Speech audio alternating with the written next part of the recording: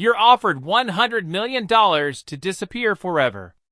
The envelope is slid across the table on a Tuesday afternoon. No ceremony. No preamble. Just a man in a gray suit you've never met before, sitting across from you in a hotel conference room that smells like recycled air and carpet cleaner, sliding a manila envelope across the table with 2 fingers like he's done this before. He has. Inside the envelope is a single sheet of paper. On it a number. $100 million. Below the number, 3 conditions. You will leave the country within 72 hours.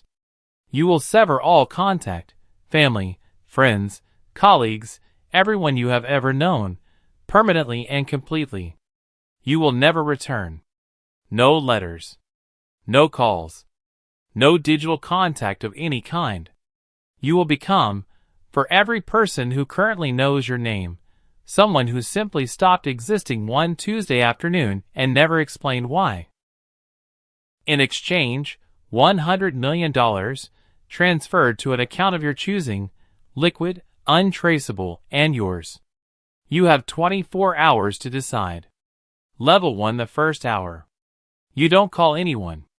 You sit in your car in the hotel parking structure, engine off, and you stare at the steering wheel for a long time. The first thing your brain does is the math. Of course it does. $100 million at a conservative 4% withdrawal rate is $4 million a year. Every year. For the rest of your life. Without touching the principal. You would never have to work. You would never have to negotiate, perform, prove yourself, compete, or survive another annual review. You would wake up every morning in whatever country you chose, with more money arriving quietly into your account than most people earn in a decade, and the only thing it would cost you is everyone you have ever loved. Your brain does this math in approximately 40 seconds. Then it stops. Because the second thing your brain does is picture your mother's face. Specifically her face at breakfast.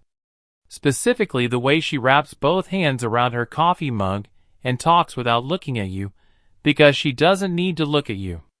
The comfort of that. The specific unrepeatable comfort of being known by someone who knew you before you were anyone. You think about what it would mean to her to receive no explanation. No goodbye. Just silence where you used to be. You sit with that for a while. Level 2 what the money actually is. Here's what $100 million island. It is the complete and total elimination of every financial problem you will ever have for the rest of your life, and the lives of your children, and probably your grandchildren. It is a private physician, and a private chef, and a home in 3 countries if you want it. It is never once wondering whether you can afford the medical treatment, the legal defense, the time off, the help. It is the conversion of every money-shaped anxiety you carry, and you carry more than you know, everyone does at every level, into a simple non-issue. It is freedom. Total, permanent, material freedom. And it costs you everyone. Not some people. Everyone. The college friend you still text every few weeks about nothing. Your father's laugh. Your sister's kids, the small ones, who still reach for you when you walk in the door. The colleague who has been your quiet professional anchor for 11 years. The person you love, or have loved, or are working up to loving. All of it. Permanently. They don't get a goodbye. They don't get a reason. They get silence, and then eventually they get the slow, terrible understanding that you are simply not coming back, and they will never know why. You think about what that does to a person. To receive no explanation from someone they trusted completely. You think about it from their side for a long time. Level 3 the case for yes. But then. You are 34 years old. You have $41,000 in a retirement account. You have a mortgage that will take 27 more years to clear. You have a job that pays you reasonably and demands from you unreasonably, and shows no particular sign of changing either of those things. You are not suffering. You are functional. You go to work. You come home. The month ends and the next one starts. But you have run the numbers.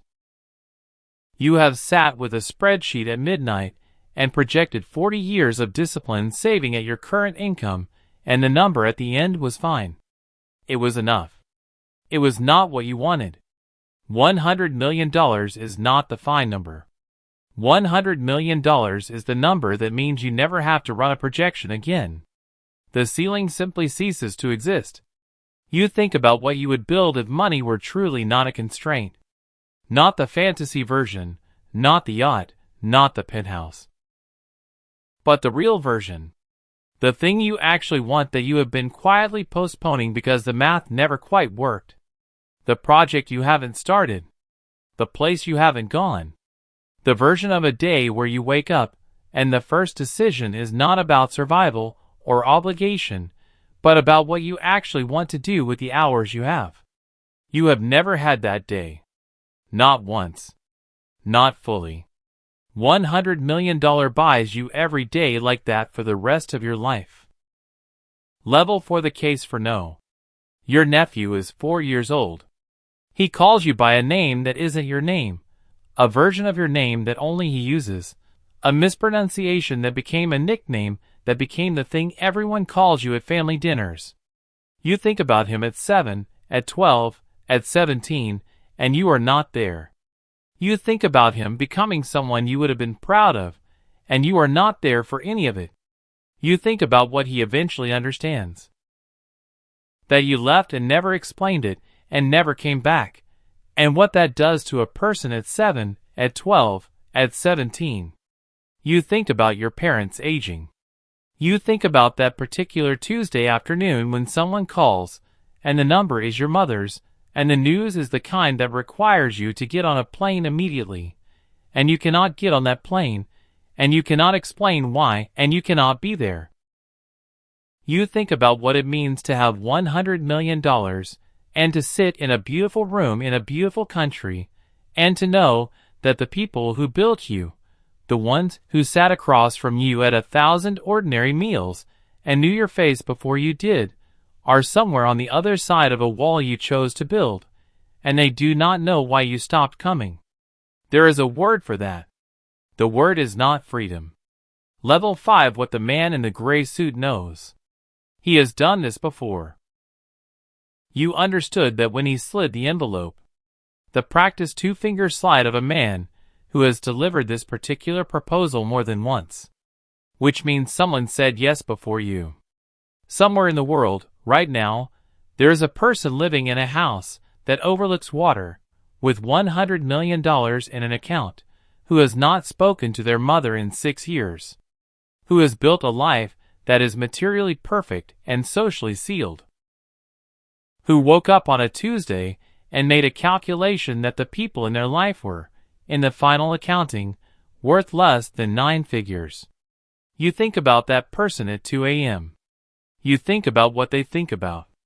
You think about whether $100 million is enough to fill the specific shape that the people you love leave behind when they are gone. Not gone as in dead. Gone as in, you chose this. You signed the paper. You walked away on a Tuesday, and you never looked back, because looking back was not permitted under the terms of the agreement. You think about the terms of the agreement for a long time. Level 6. The shift.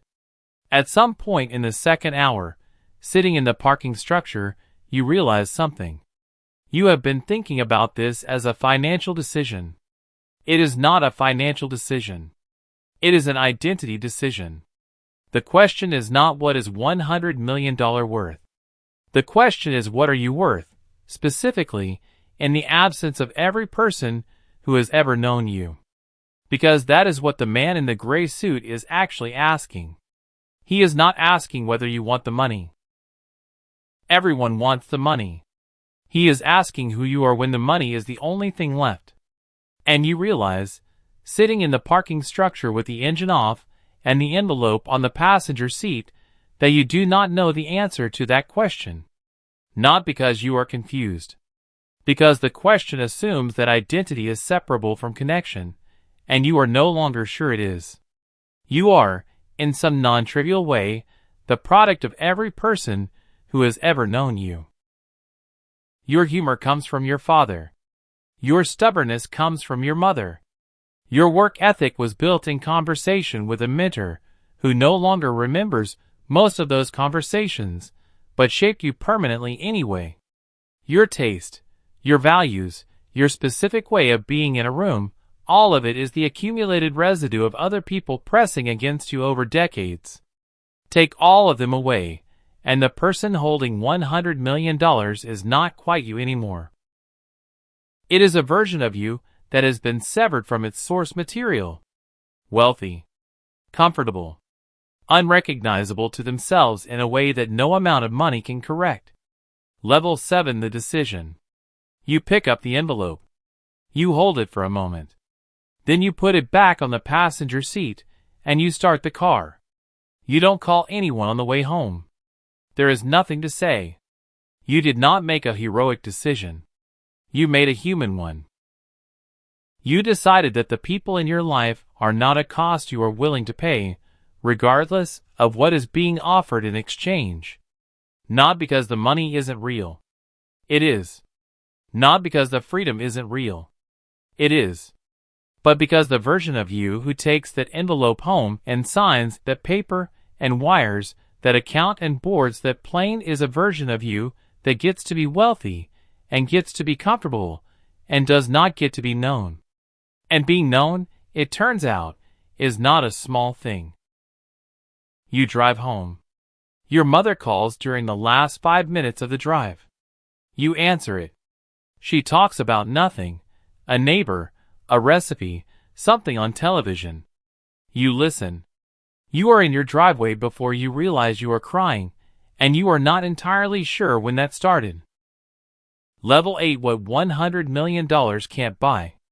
There is a conversation that happens between people who have known each other long enough to be past the performance of things, where nobody is explaining themselves or managing their image or calculating their words, where the silence between sentences is comfortable because there is enough history in the room to hold it. $100 million cannot buy that conversation. You cannot purchase 30 years of shared history in a wire transfer. You cannot acquire being known in an account denominated in any currency. The man in the gray suit understood the math.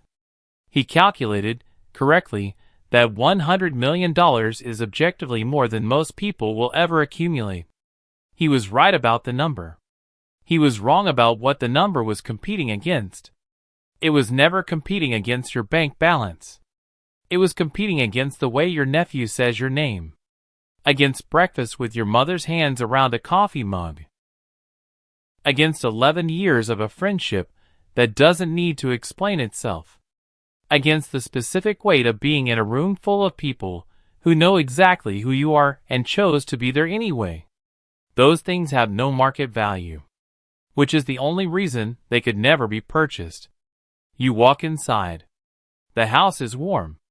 Someone you love is in the kitchen. You stand in the doorway for a moment longer than necessary. The envelope is still in the car. You don't go back for it.